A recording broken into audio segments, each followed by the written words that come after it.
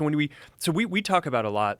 Okay, what is the experience of okay, if the U.S. government comes after you? I think the real issue is that when the U.S. government does that to its tech industry, it's basically just open season around the rest of the world. Right? I mean, the EU. I pulled these numbers. The EU has fined the tech companies more than $30 billion over the last, I think it was like 10 or 20 years. Holy shit. So when you think about it, like, okay, it's like, $100 million here, a couple $1 billion there. But what it, I think really adds up to is this is sort of like a kind of EU-wide policy for how they want to deal with American tech. It's almost like a tariff.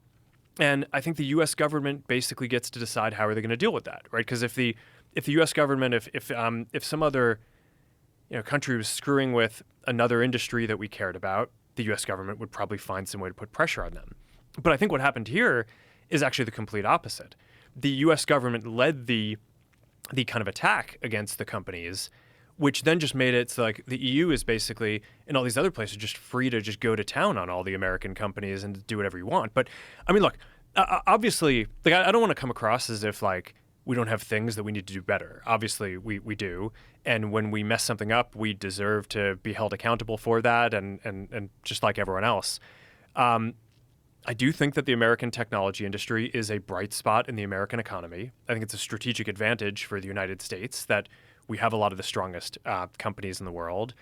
And I think it should be part of the U.S.'s strategy going forward to defend that. And it's one of the things that I'm optimistic about with President Trump is I think he just wants America to win. And I think some of this stuff, like the other governments who are kind of pushing on this stuff, it's like at least the U.S. has the rule of law, right? So the government can come after you for something, but you still get your day in court, and the courts are pretty fair.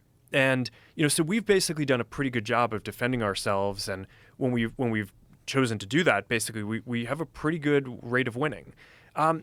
It's just not like that in every other country around the world. Like if other governments decide that they're going to go after you, you don't always get kind of a clear shake at kind of defending yourself on the rules. So I think to some degree, if the U.S. tech industry is going to continue being really strong, I do think that the U.S. government has a role in basically defending it abroad. And that's one of the things that I'm optimistic about will happen in this administration.